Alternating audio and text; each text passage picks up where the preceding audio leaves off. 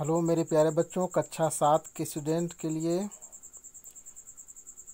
GIC online education में आप लोगों का बहुत बहुत स्वागत है।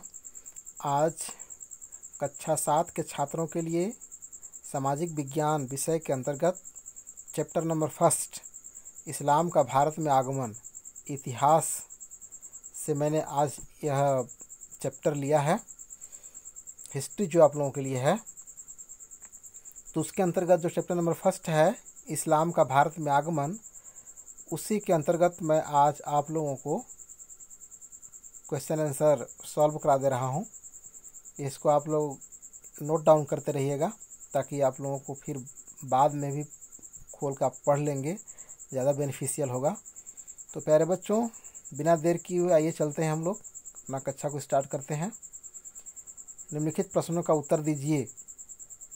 ठीक ना बच्चों, निम्नलिखित प्रश्नों का उत्तर दीजिए। इसमें देखिए, निम्नलिखित प्रश्नों का उत्तर दीजिए। इस्लाम धर्म के संस्थापक कौन थे? क्या है बच्चों? इस्लाम धर्म के संस्थापक कौन थे? उत्तर में है इस्लाम धर्म के संस्थापक हजरत मोहम्मद साहब थे, अर्थात मोहम्मद साहब जिनको इनके नाम से जाना जाता है। इस्लाम धर्म के संस्थापक हजरत मोहम्मद साहब थे। नेक्स्ट क्वेश्चन है, हजरत मोहम्मद के जन्म के समय अरब देश का जनजीवन कैसा था? प्यारे बच्चों, यह जान लेना अति आवश्यक है कि जो अरब कंट्री था वह अधिकतर कबीलियाई देश था। वहाँ पर छोटे छोटे बिहड़ों कबीलों पर लोग निवास किया करते थे। वहीं पर अरब में हजरत मोहम्मद साहब का जन्म हुआ था। तो वहीं उसी के बारे में यह क्वेश्चन है। हजरत मोहम्मद साहब के जन्म के समय अरब में अनेक छोटे छोटे कबीले थे जो लगातार एक दूसरे से झगड़ते रहते थे।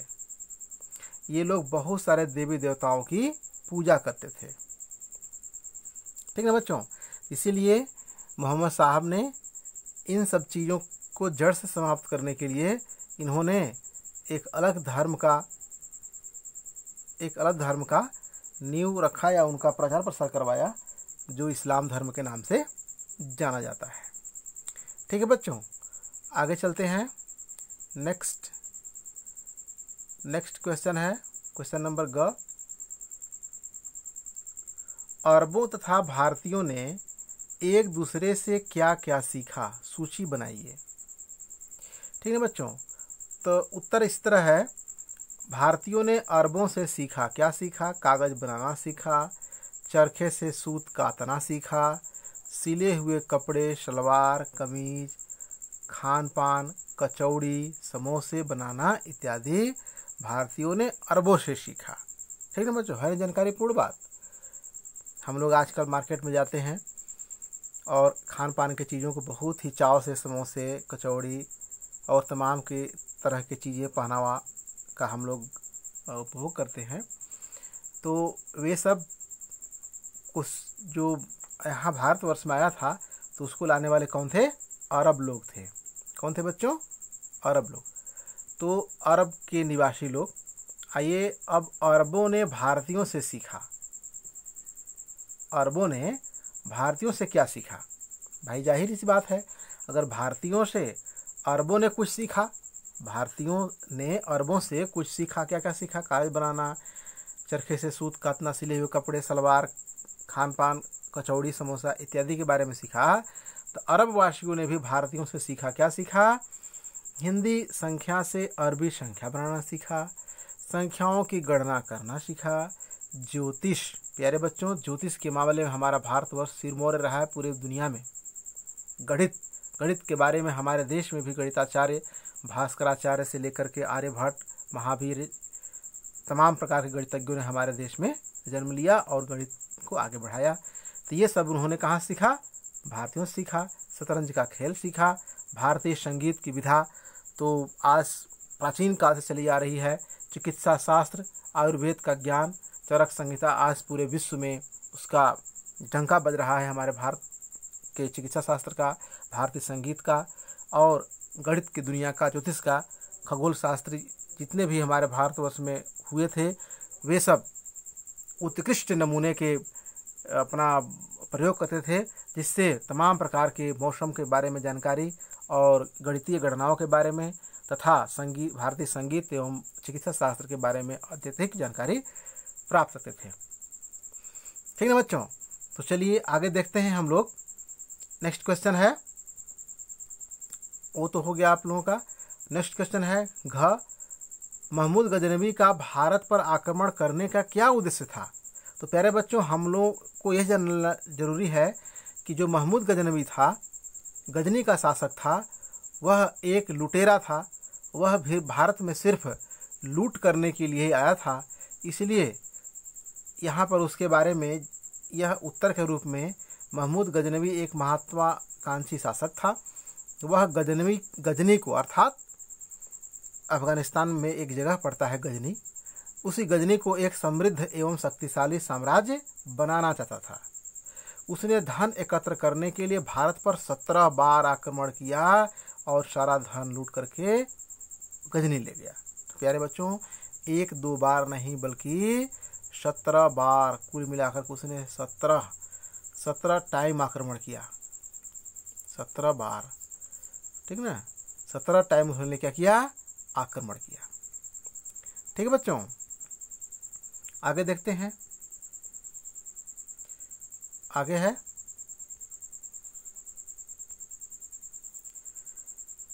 मोहम्मद गोरी का उद्देश्य। मोहम्मद गोरी का उद्देश्य भारत से धन लूटना नहीं था। मोहम्मद गोरी का उद्देश्य भारत से धन लूटना नहीं था। वह अपना साम्राज्य बढ़ाना चाहता था, क्योंकि गौर में रहकर अपने साम्राज्य का विकास नहीं कर सकता था।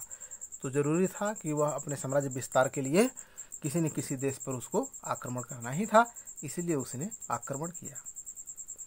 आगे देखते हैं। नेक्स्ट क्वेश्चन है बेटा, तुर्क आक्रमण के समय भारत की राजनीतिक दशा कैसी थी। ठीक ना, तुर्क लोग जब आक्रमण किए थे भारतवर्ष पर, तो हमारे देश की राजनीतिक दशा कैसी थी। तो उत्तर है गजनवी एवं गौरी, मोहम्मद गौरी जिसको जानते हैं हम लोग, गौरी के आक्रमण के समय भारत में कोई शक्तिशाली शासक नहीं था। कई छोटे बड़े राजा और सामंत राज करते थे। उत्तर भारत में चौहान, तोमर, गढ़वाल, चंदेल और चालुक्य जैसे वंशों के राजे थे। ये भारतीय भावना की कमी एवं आपसी फूट होने के कारण एक दूसरे से लड़ते थे। इनमें व्यक्तिगत महत्वाकांक्षा और संकीर्ण राजनीतिक दृष्टिकोण था। संकीर्ण मतलब बहुत ही छोट सोच विचार रखते थे। ठीक है बच्चों, आगे देखते हैं। क्वेश्चन नंबर 6 है, राजपूतों पर तुर्कों की विजय के क्या कारण थे। उत्तर है राजपूतों पर तुर्कों की विजय के कारण इतिहासकार अलग अलग बातें बताते हैं। इतिहासकारों के बीच इस बात को लेकर सहमति नहीं है, फिर भी मुख्य रूप से तुर्की की जीत के निम्नलिखित कारण हैं। निम्नलिखित कारण हैं, तो आइए देख लेते हैं हम निम्नलिखित कारण कौन कौन है। तो ये तो पेज खत्म हो गया, हम लोग आइए नेक्स्ट पेज में चलते हैं। ठीक ना बच्चों, ये देखिए,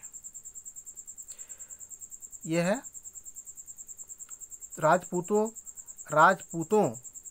राजपूतों पर तुर्की की विजय का कारण इतिहासकार अलग अलग बताते हैं। इतिहासकारों के बीच इस बात को लेकर सहमति नहीं है, फिर भी मुख्य रूप से तुर्की की जीत के निम्नलिखित कारण है। नंबर एक है राजपूत राजाओं में एकता का अभाव। नंबर दो हमें राजपूतों द्वारा पुरानी युद्ध प्रणाली व शस्त्रों का प्रयोग।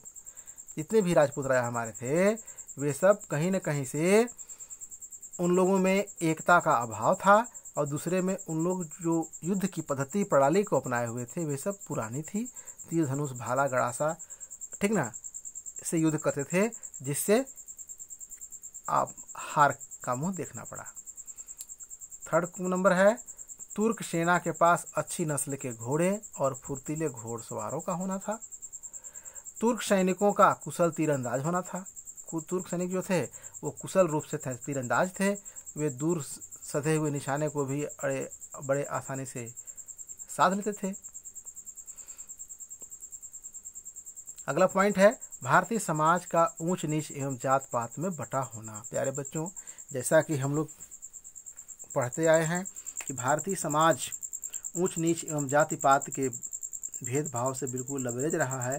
प्राचीन समय से ही उसी का खामियाजा भुगतना पड़ा कि भारतीय समाज ऊंच नीच एवं जात पात में बटे होने के कारण अत्यधिक नुकसान और अत्यधिक बंटवारा के झेल से ही मतलब कि कष्ट से ही उबरना पड़ा है उसको, या उसको सामना करना पड़ा है। क्वेश्चन नंबर 2 है, सही मिलान करिए। तो ये देखिए एरो का लग करके आप लोगों को पास किया गया है। तराइन का युद्ध कब हुआ था? तराइन का युद्ध देखिए 1191 ईस्वी में किया गया था। सिंध पर आक्रमण 712 ईस्वी में। सोमनाथ मंदिर पर आक्रमण 1025 ईस्वी में। और हिजरी सम्मत का प्रारंभ हुआ था 622 ईस्वी में। तो प्यारे बच्चों, इस तरह से आप लोगों का यह मैचिंग वर्ड भी हो गया। तो आइए आप लोगों को कुछ रिक्त स्थान की पूर्ति करा देते हैं। तहकीक हिंद पुस्तक के लेखक अल-बरूनी, यहाँ पर फिर अल-बरूनी हो गया।